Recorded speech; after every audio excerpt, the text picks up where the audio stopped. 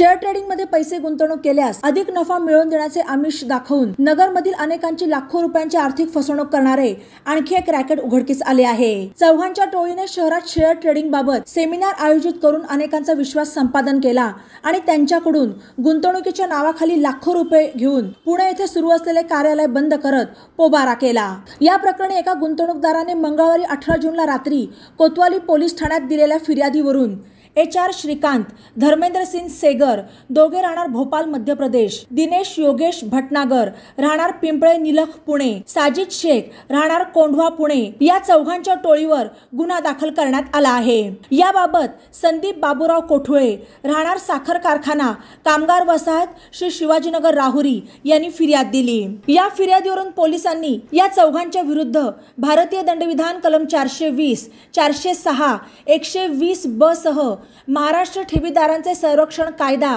कलम 3 आणि 4 प्रमाणे गुन्हा दाखल केला आहे। पुढील तपास पोलीस उपनिरीक्षक प्रवीण पाटील हे करत आहेत। दरम्यान शेअर ट्रेडिंग मध्ये गुंतवणुकीतून अधिक नफ्याचे आमिष दाखवत आर्थिक फसवणूक केल्याचे 3 गुन्हे या आठवडाभरात नगर शहरात दाखल झाले आहेत। यातील 2 गुन्हे सायबर पोलीस ठाण्यात दाखल झाले आहेत। नगर शहराबरोबरच शेवगावमध्येही अशाच पद्धतीने अनेकांची लाखो रुपयांची फसवणूक झालेली असून त्यापैकी एक गुन्हा नुकताच दाखल करण्यात आला।